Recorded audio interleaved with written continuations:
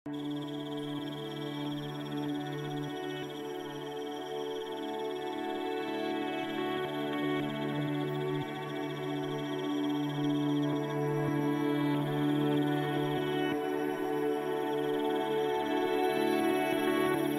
பெருமானே, உணவு கொண்டு வந்திருக்கிறேன், வந்து அருந்துங்கள்.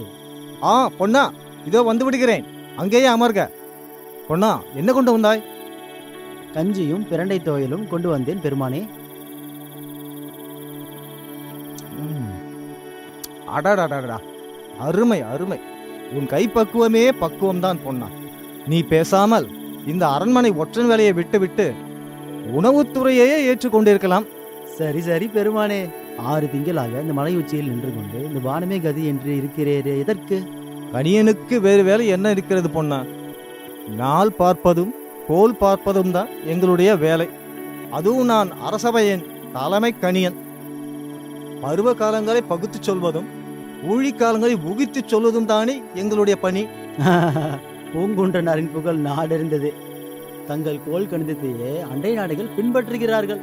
பொன்னா, நாட்டில் வேற என்ன செய்தி? இப்ப என்ன பெருமானே, உள்நாட்டு போர் நின்று விட்டது. வேற என்ன? நீங்கள் இந்த அரண்மனைக்கு வந்து போன பிறகுதான் இந்த உள்நாட்டு போர் நின்று விட்டதாக எல்லோரும் பேசிக்கொள்கிறார்கள். போர் நின்றதுக்கான ரகசியம் என்ன பெருமானே? முதலில் உள்நாட்டு போருக்கான காரணம் என்ன பொன்னா? வடக்கில் இருந்து வந்தவர்கள் துருவர்கள். அவர்கள் நமக்கு 50% விளைச்சலில் கொடுத்தவர்கள். அவர்கள் நமக்கு அடிமையாக இருந்தவர்கள். இன்று என்ன சுதந்திரம் மற்றும் சம உரிமை கேட்கிறார்கள். ஏன் துருவர்கள் நமக்கு 50% அளிக்க வேண்டும்? ஏன் துருவர்கள் நமக்கு அடிமையாக இருக்க வேண்டும் பொன்னா?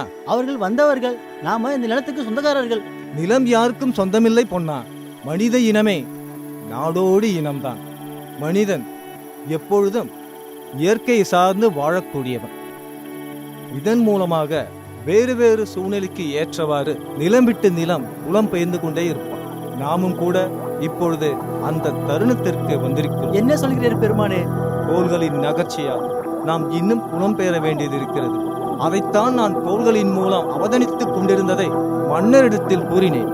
அவரும் இப்பொழுது அதை கேட்டுத்தான் போர் நிறுத்தத்தை நிறுத்த ஏற்பாடு செய்தார். நிலம் விட்டு நீங்க வேண்டுமா? நாம் இங்கிருந்து செல்ல வேண்டுமா? இன்னும் சில தினங்களில் உனக்கே அது தெரிந்துவிடும் பொன்னா. அப்போது என்னை தேடி வருவாய். நான் சிறிது நேரம் ஓய்வெடுத்துக் கொண்டு கோள்களை பற்றி அவதானித்து ஆய்வு மேற்கொள்ள போகிறேன். நீ கொஞ்சம் சென்று வா பொன்னா.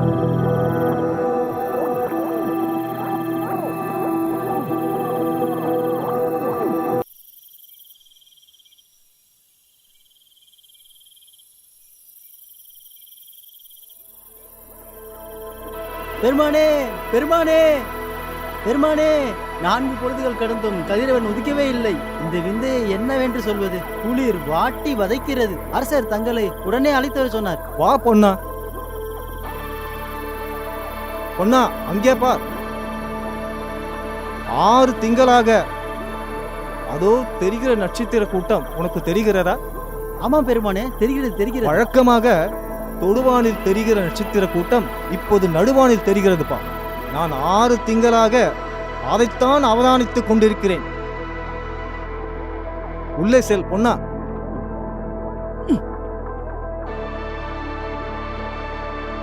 பொன்னா, இது நம் பூகோளம். பூமி தன்னைத்தானே சுற்றி கொள்வதால் இரவு பகல் ஏற்படுகிறது. ஆனால் பூமி தன் அச்சில் 23 பாகை சாய்ந்திருப்பதால் மேலை நாடுகளில் 6 மாத பகல் 6 மாத இரவு நிகழ்கிறது. எங்கும் பனி மற்றும் இருள்மயமாக இருக்கும். இதை நீ யவனர்கள் சொல்ல கேள்விப்பட்டிருப்பாய். ஆமாம் ஆமாம். அத்தகைய சூழ்நிலைக்கு நம் நாடு இப்பொழுது தள்ளப்பட்டிருக்கிறது. இனி இங்கே சூரியன் உதிப்பதற்கான சாத்தியமே இல்லை என்பதை நாம் மன்னரிடத்தில் தெரிவிக்க வேண்டும். மக்களுக்கு முரசு கொட்டி தெரிவிக்க வேண்டும். சூரியன் உதிக்கும் நிலப்பரப்பை தேடி செல்ல வேண்டும். தெற்கு நோக்கி மக்கள் பயணப்பட வேண்டும். எனவே நீங்கள் உடனடியாக அரசரிடம் சென்று இதை தெரிவியுங்கள். நான் அரண்மனைக்கு இதோ வந்து விடுகிறேன். சரி பெருமானே.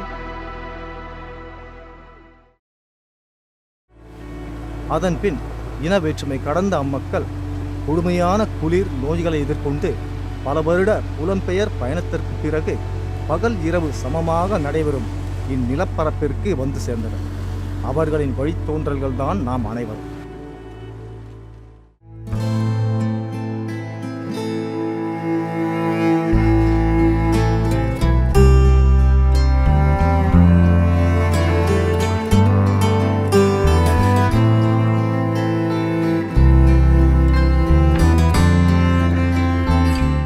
பாலாக்கு ஃபோன் பண்ணியா? அவனுக்கு நான் அப்போவே ஃபோன் பண்ணேன், அவன் வந்துட்டு இருக்கேன்னு சொன்னான். Hi bro. హలో వస్తాను ఫోన్ పెట్టు. வாடா வந்தேரி கொல்ட்டி, போய் 2 டீ சொல்லு, வேகமா போ. இனிமே அவனை அப்படிலாம் கூப்பிடாதடா, வேணாம். ஏன் நீ தான் அந்த பேர் வச்சு வெறுப்பேத்திட்டு இருந்த? வேண்டாம் சொல்கிறல்ல, விடுறா, சும்மா அதை பற்றி பேசிக்கிட்டு.